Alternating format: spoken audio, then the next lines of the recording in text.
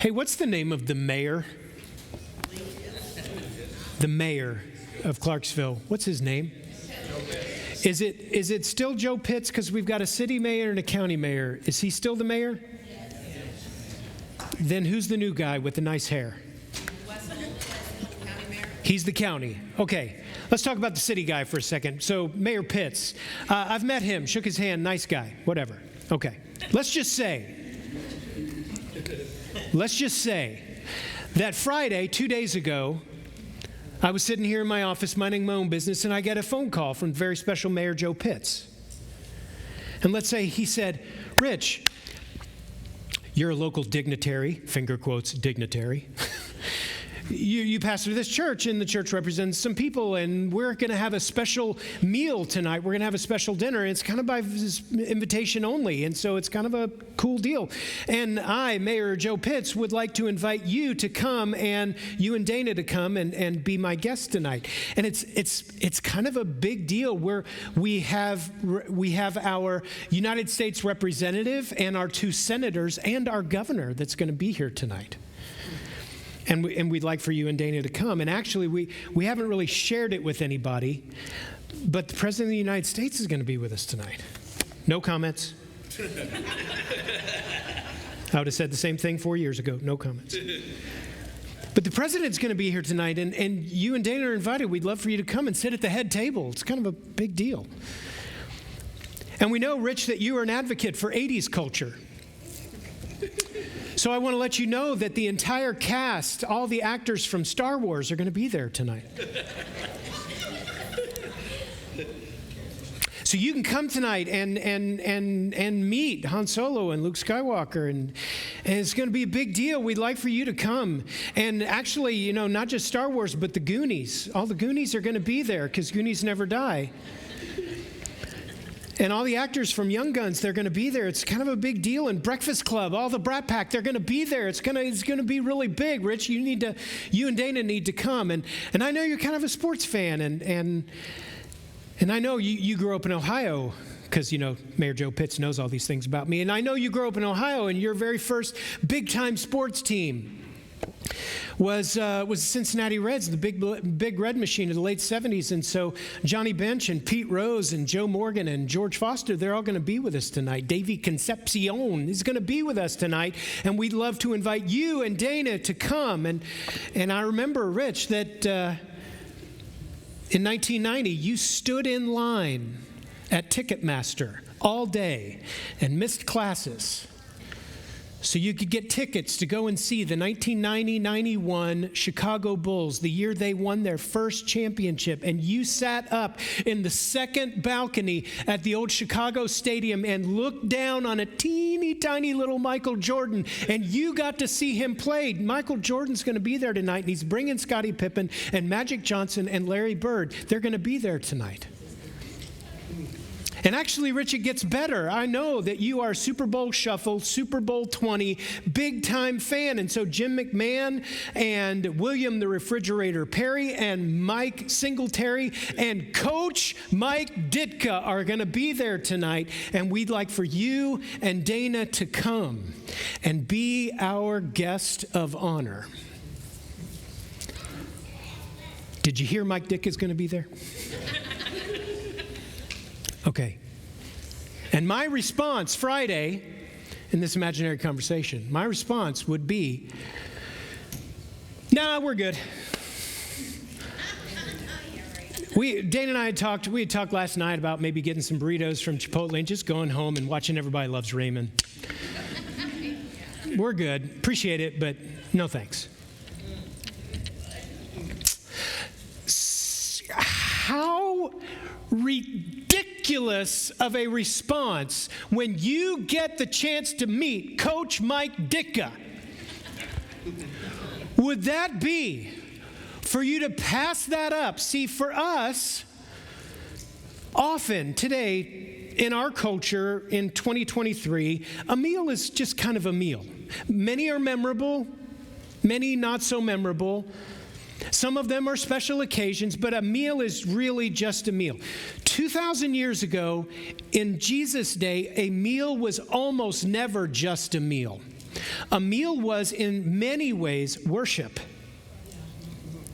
And a meal represented things in Jesus' day and in the Old Testament era that it doesn't represent today. And I want you to really feel what I'm trying to convey to you today, because we're looking at the Last Supper.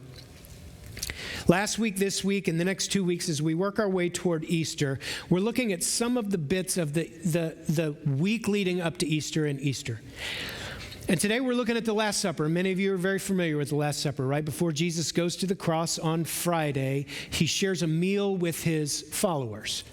And we're going to look in the book of Luke. If you want to open up your Bibles and turn to Luke chapter 22. We're going to start there this morning, then we're going to go to Matthew 26. But I want you to get this. Just hours before going to the cross, Jesus had hours, minutes left before he's arrested and tortured and dies. He's just got a little bit of time left. And instead of preaching another sermon, instead of performing more miracles to the masses, he sits down in a little room with his few followers, and he shares a meal. And there's a reason for it today, and that reason rings true to us today. So in Luke chapter 22, the story of the Last Supper and what goes on there, and Jesus teaching and the washing of feet and all that kind of stuff, that bits of that story are throughout all four Gospels. But in Luke chapter 22, starting in verse 7, it says this: Then came the day of unleavened bread on which the Passover lamb had to be sacrificed. Jesus wasn't just having a meal, they were having the Passover meal that Jews to this day have a special meal, and they tell the story again of how God rescued his people and brought them out of slavery to freedom. It's the exact same story that we announce today in a different way. God is still saving his people. On the day in which the Passover lamb had to be sacrificed, Jesus sent Peter and John into town. Go and make preparations for us to eat the Passover. And where do you want us to prepare it? They asked. And he said, as you enter the city, a man carrying a jar of water will meet you, and follow him to the house that he enters, and say to the owner of the house, the teacher asks, where is the guest room where I may eat the Passover with my disciples? He will show you a large room upstairs, all furnished. Make preparations there. They left, and they found things just as Jesus had told them, so they prepared the Passover. Verse 14, when the hour came, Jesus and his apostles reclined at the table, and he said to them, and these are some of my favorite words of Jesus. Think about this. Just hours before the cross, Jesus knows what is right out in front of him. And he says, I have eagerly desired to eat this meal with you, to eat this Passover with you before I suffer. I have been waiting for this moment. Why? We're going to see here in just a minute. Turn back to the Gospel of Matthew, Matthew chapter 26, starting in verse 26. Matthew 26:26. While they were eating, Jesus took bread, and when he had given thanks, he broke it and he gave it to his disciples, saying, take and eat. This is my body. Now, every year at the Passover meal, the father, the leader of the table, the father of the household, would say often the exact same words. They would retell the story of the Exodus, of God bringing the slaves out of slavery in Egypt into their promised land. They would tell that same story again and again, and nowhere was it said, this is my body. Jesus goes off script. Jesus took bread, and when he had given thanks, he broke it and he gave it to his disciples, saying, take and eat. This is my body. And then he took the cup, and when he had given thanks, he gave the cup to his disciples, saying, drink from it, all of you. This is my blood, the blood of the covenant. Well, there already was a covenant. This is now a new covenant. The new covenant, which is poured out for many for the forgiveness of sins. I tell you, I will not drink from the fruit of the vine from now on until that day when I drink it new with you in the Father's kingdom. When they had sung a hymn, they went out on the Mount of Olives. Now, I want to convey a few things. I want to tell you a few things about coming to the table and sitting at a meal, coming to the table with people, what that would have been like 2,000 years ago. Today, it's a meal. I mean, we sit down with the Gogans, we share a meal, it's great. But I mean, we're not signing peace treaties with the Gogans. Okay, we have a meal. It's memorable, but you've had other meals before. In Jesus' day, in Jesus' culture, meals meant something. They were often an act of worship. You knew who you were by who you chose to sit down at the table and share bread with.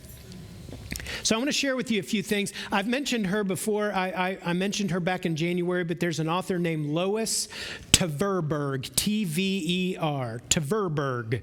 And she wrote 3 books that I read last year, Covered in the Dust of Rabbi Jesus, Sitting at the Feet of Rabbi Jesus, and Reading the Bible with Rabbi Jesus, that brings out a lot of the Jewish culture and what that means for us today. And a lot of these thoughts that I'm sharing with you today come from some of her writings. But I want you to hear some of these things. To the Jewish world of Jesus' day in the Old Testament, sitting down to meals together meant something. Often it was literally worship. Hospitality, opening up my doors, opening up my table, welcoming you. Hospitality was a sacred obligation in Jewish culture and in Jesus' time. To refuse food, to keep the door shut, to refuse food or shelter or lodging was scandalous. It wouldn't just reflect poorly on me. It would reflect poorly on everybody whose last name was Cook. It would reflect on my entire family. It would reflect poorly on you. It would reflect poorly on God if I were to neglect hospitality and open up my table and open up my home to you. That's how important hospitality was. It meant something. My table is open. The table wasn't just a place to sit. The table represented trust and vulnerability. Sitting down at the table showed someone that they had a protected relationship with you. While you are here, while you are at my table, you are a part of my family. Who you ate with said something about you and everyone that was associated with you. Sitting down at the table meant that you were under their protection. They were honor-bound to defend you. I had to look this word up. Table fellowship represented a near inviolable, there's your dictionary word for the day, an inviolable relationship, unchallengeable, sacred, absolute, impregnable. If you sit at the table with me, we have a solid relationship. Now, so many times when Jesus sat down with people, it got him in trouble. So often, Jesus sat down at table fellowship with all the wrong people. We'll talk about that in just a second. But going way back to the first book of the Bible in Genesis, when 3 men just show up, in David's camp out in the middle of nowhere, David immediately makes bread and kills the fatted calf and serves a meal. It's a meal. In the 23rd Psalm, David says, "You prepare a place for me. You prepare a table before them in the presence of my enemies." Why? Because that says something about God, not just about him. In Exodus 24, if you want to turn there, in Exodus 24, you've heard the phrase, nobody has ever seen God. The Gospel of John chapter 1 says, no one has ever seen God. Except Exodus 24 says that they actually did. Exodus 24, verse 9 through 11. And I seriously, I had never seen this. And I've read Exodus before. I'd never seen this. I've always thought no one has ever seen God. If we would, go Raiders of the Lost Ark. My face would melt if I saw God. There's another 80s culture little tidbit for you. But that's not necessarily so, because when God made a covenant with his people, God had made a covenant with Abraham. God is making a covenant with Israel. God made a covenant with Moses.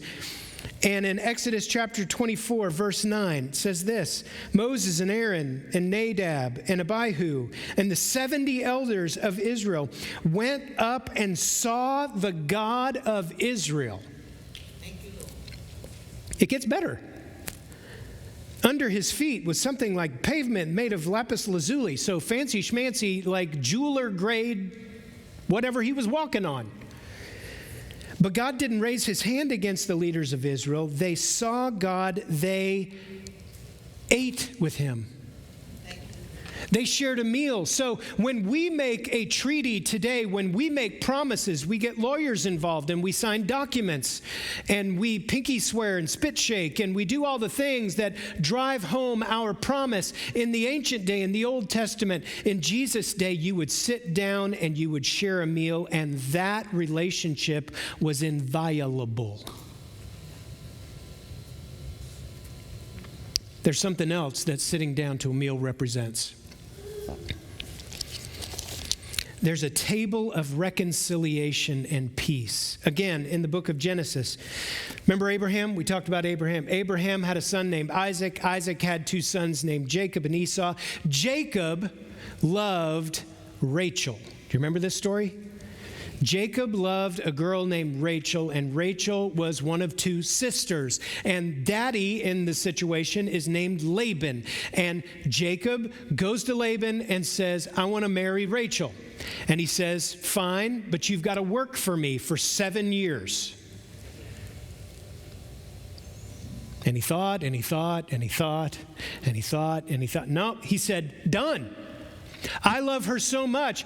7 years will pass like that because I love her and I will wait.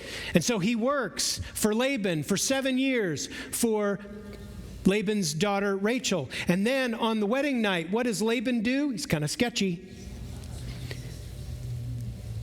Laban throws poor Leah into the mix.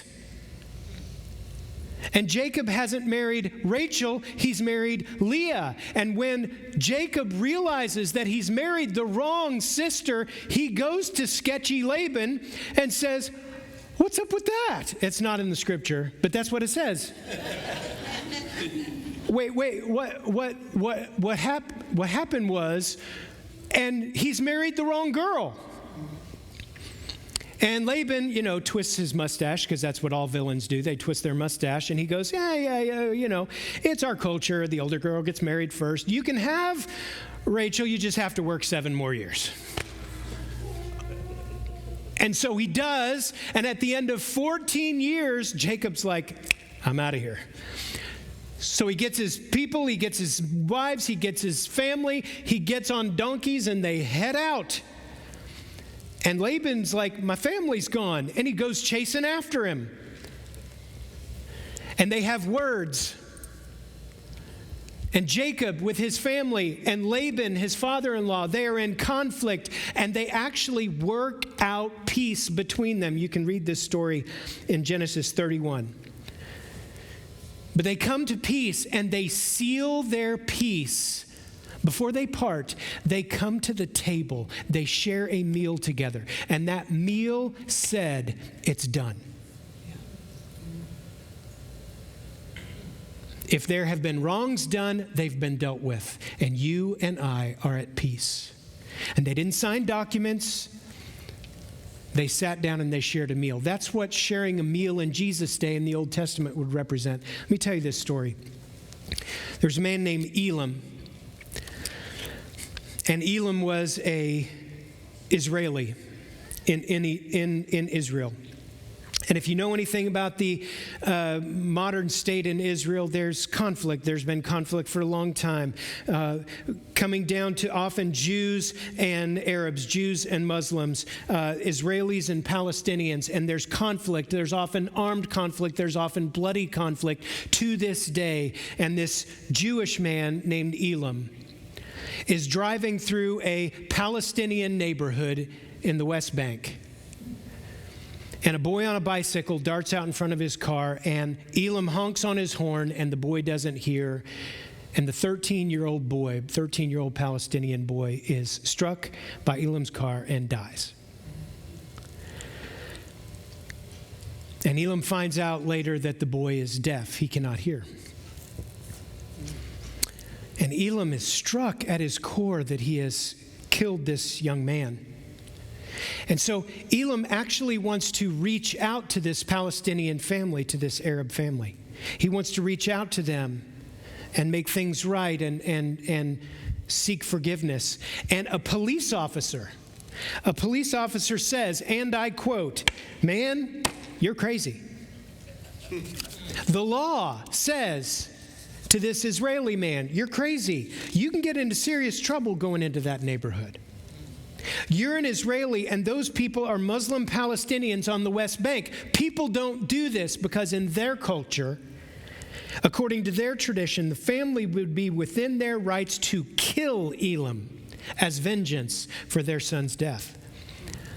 But Elam decides that he wants to do it anyway. So they actually consult Muslim religious leader. And the Palestinian religious leader suggests a sulha, a meal of reconciliation. The Arabic word sulha is the same Hebrew word for table. This practice comes from the belief that eating at the same table with others in the presence is at the essence of peaceful, harmonious relationship. And Elam came to the family's home and went in. He was the only Israeli. Was surrounded by Palestinians. And he comes in, and the mood in the room is heavy. And there's grief. This family has lost a son, and they lost it at the hands of this Jewish man. And he comes into their household, and it's very heavy and very somber. Then the Palestinian father rose. The corner of his mouth rose just a little bit in a grin. And he approached Elam, wrapped his arms around him, and embraced him. And then, in a very cool Middle Eastern way, planted 3 kisses on his cheeks. You know how the Europeans do that still? Mwah, mwah, mwah, that whole thing. Should we start doing that? Nah, it'll creep everybody out. Everybody in the room could sense the mood shift dramatically from sorrow and tension to peace and welcome and mercy and forgiveness. And the family told Elam, listen to this, "Know, K-N-O-W, know, O my brother, that you are in place of this son who has died. You have a family and a home somewhere else.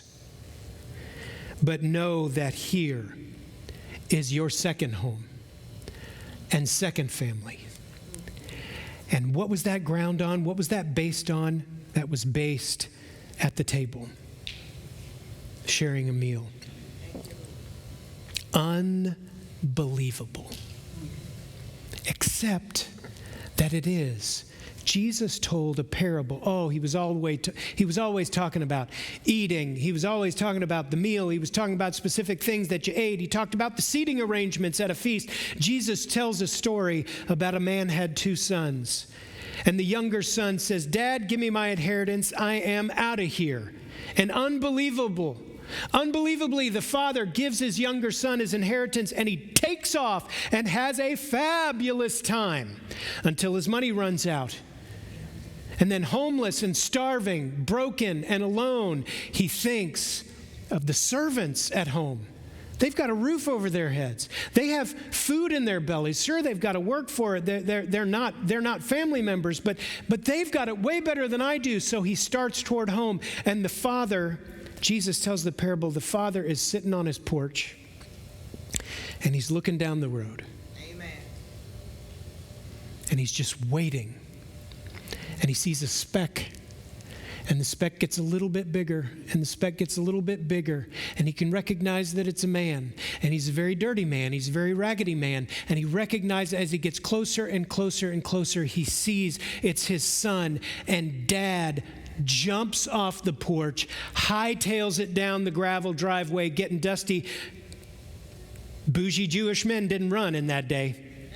But he hiked up his toga up above his knees, and he took off top speed, going and embracing his son. And his son starts in on his speech. Dad, I don't deserve to be your son. I've rebelled against you. I've sinned against you. I've wasted what was yours. I've wasted my opportunity. If you would just let me be a servant. And what does the father say? Jesus telling this story in Luke chapter 15. Verse 22 and 23, but the father isn't listening to the son at all. Amen. He says to the servants, quick, bring the best robe and put it on him. Put a ring on his finger and sandals on his feet.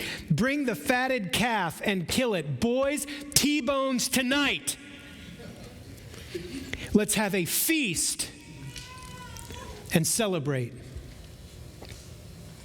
He doesn't take the boy and say, okay, you're on double secret probation.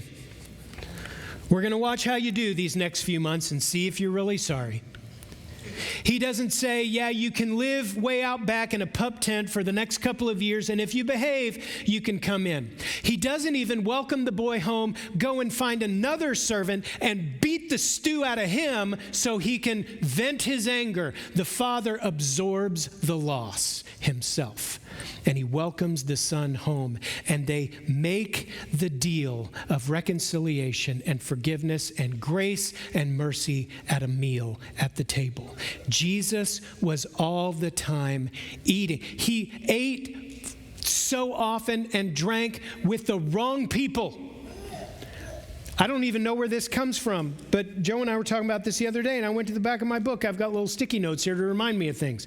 There's a sticky note down here. I don't even know where this came from. It says, party for all the wrong people. I don't know where that came from. It might have been a sermon I heard, it might have been a tweet I read, but Jesus was all the time sitting down at parties for the wrong people. Jesus was invited to eat with Pharisees and the religious big shots. And Jesus was invited to eat with tax collectors and sinners. He did so often that he got a bad reputation. They were invited to the table with Jesus, and right before the cross, Jesus doesn't preach one more sermon. He doesn't go out of his way to perform one more unforgettable miracle. He has a meal. And he invites these men who are about to even deny that they know him. And it didn't say things about Peter and Andrew and James and John. This showed who Jesus was. Amen. And he invited these men to sit at his table, showing Jesus' approval on them, his blessing on them, his belief in them, his protection of them, and the inviolable relationship he had with them. Every now and then I have a really, really, really good moment of a really, really great day, and I'll say, I can't believe he lets me play on his team. Amen. I can't believe I get to play on his team. Amen. In this context, I can't believe Jesus invites me to his table. He invites you to his table. For 2,000 years, followers of Jesus have come to the table to share a meal with Jesus. It's not just a little piece of bread, a little piece of wine. It's not just the bread and the cup. It's a symbol of peace and relationship and protection and unity and grace and forgiveness and mercy. That's the table you're invited to this morning. It's hypothetical that I could skip a dinner with Mike Ditka. I would never, ever, ever, ever, ever, ever want to come to a point where I was invited to the table of Jesus and I didn't want to respond. Amen. Amen. You're invited to that table this morning. So the church, since Jesus resurrection and ascension. The church is about 2,000 years old. For about 1,500 years, there was no altar where people would come up and kneel and say a prayer, and, every eye closed and every head bowed. And if you'd like to start to follow Jesus today, you can come up, you can kneel, or you can raise your hand, or you can sign this card, or you can come up and talk to people at the front of. It wasn't that kind of an altar. There was an altar, but people came to receive the meal. So we today in 2023, we continue that tradition of coming to the table of Jesus, not because of who you are, but because of who he is. You're invited to his table today.